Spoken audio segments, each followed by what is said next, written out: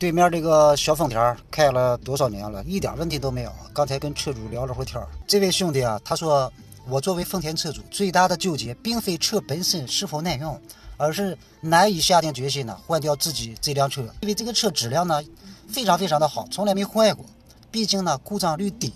所以舍不得。他说的这些话就让我想起了，就是前些年我在这个丰田 4S 店呢工作的时候，就发动机和变速箱真正大修的没几个，即便大修也是事故车或者是使用年限过久的那种老车型。日系车有些老车型确实容易出现油封漏油的情况，但概率不大。要说漏水的故障几乎没有。就日系车维修这一块呢，想赚钱基本上也就是换磨损件，平常做保养，其他诸如发动机烧机油之类的问题呢少之又少，不能说没有。根本不像我有个同事啊，他在这个雪佛兰别克这个做这个售后维修，他那里不能说每天都在拆卸变速箱和发动机来解决漏油问题吧，但起码隔三差五就会因为漏油漏水的故障呢忙个不停。所以说日系车的质量确实没得错。还有朋友说那德系车怎么样呢？其实德系车吧也不错，德系车这个追求动力与操控，因此呢就很多年轻人大多喜欢德系车。不过德系车在追求动力和操控的同时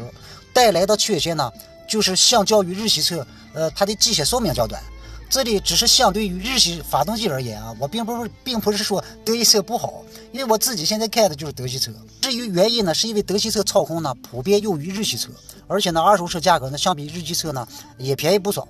但咱们这个德系车通常后期维护成本较高，而且德系车的内饰材料新车时感觉很有质感，可时间一长就会出现什么顶棚开胶发动机表面渗油橡胶塑料部件容易老化等缺点。也不是说每台车都有这个问题只是出现的概率呢比较大。反观人家日系车，新车可能当时的内饰质感呢不如德系车，但使用寿命呢肯定比德系车强很多。有时候我说话呢可能有人不爱听，因为我总爱说实话。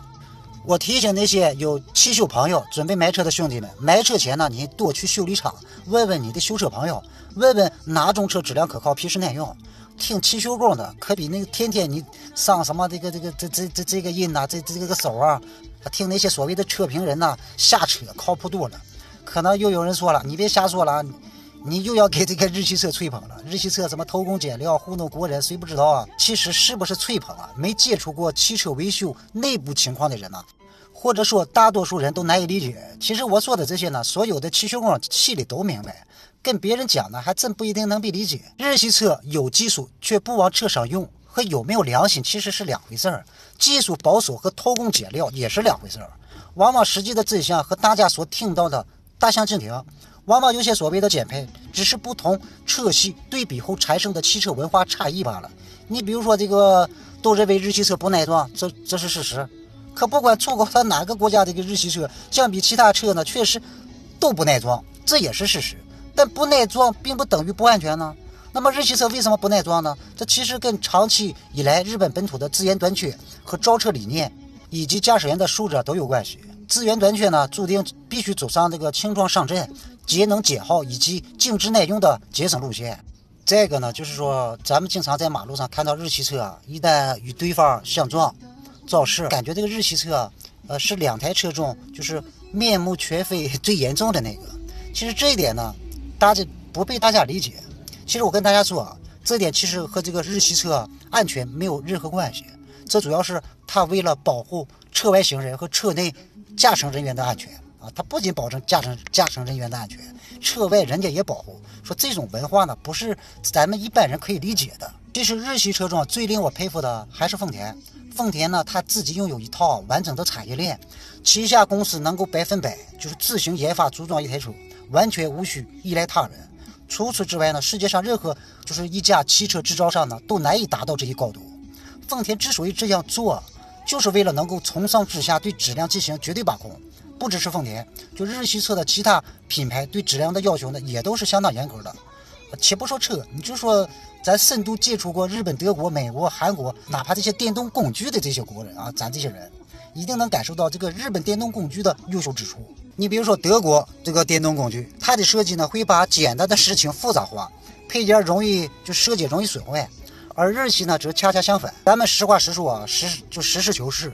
如今就很多国人一提到日系车就情绪过激，不管懂不懂就是听不得别人讲实话。他们会把一切社会现象，上至什么国家大事，下至产品质量，都与是否爱国混为一谈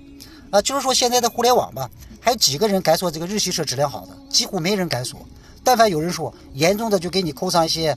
这一个什么查一查是否是个间谍的这种大帽子。这个大帽子谁能受得了啊？轻点的他也说你是个膝盖软站不起来的中国人。我觉得你说个车呢，也不至于上升到如此的这个境界。坐个车还要偷偷摸摸跟做贼似的，那还不如趁早死了拉倒做人有意思吗？话说回来，这个日系车的确是有其优点，优点就在于自吸的发动机变速箱，除 CVT 之外但 CVT 你要好好使它也没事就是装配质量极佳，稳定性堪称世界一流，行驶几十万公里漏油漏水的概率是最低的。在这一点上呢，欧美车系难以超越日系。但是咱们一味夸赞日系，或者是批评德系，或者是国产，其实都是不客观的。不管德系还是日系，还有咱国产车，都有一些优点和缺点。关键是看呢每个人的需求，他们能在市场上存活下来呢，并且发展良好，就说明他们都有自己的独特之处。你比如说日系车，你说车身薄、配置低、噪音大，在我们国家市场价格还超高，那这些都是它的缺点。刚才我也讲了它的优点，所以我们可以不喜欢日系车，也可以你不买，但不能否定日系车的装配精度和整车质量。不仅德系车呢要向日系车学习，我们国产车更要向这个日系车学习。别整天弄那些配置什么玩意儿往车上堆，没有用，要取长补短，这才是应有的态度。我们不能特别的神化日系车不能盲目崇拜，但也不能为了某些目的去极力贬低日系车，误导我们的消费者。总的来说呢，日系车与德系车应该从两个角度来看待，一个是造车理念不同，德系车追求技术融入和操控性能，日系车呢则追求省油耐用。不过呢，车身比如说较薄，总体而言呢，就是日系车相对保守。二是在用车追求方面，如果买车之后5-6年有能力换车，那你就买德系车没问题，毕竟操控性好且稳重。如果打算你开个10年8年，或者是根本不想换车了，那么日系车肯定是不二之选。我相信说到这儿会有人对我非常不满，他们会说你为什么不推荐国产车其实国产车还用得着我推荐吗？配置那么高，喜欢的你就买呗。甚至有人说国产车早已位居世界第一其实这个消息前几年就传得沸沸扬扬，就这几年过去了，我想咱们国产车的质量更能让人刮目相看吧。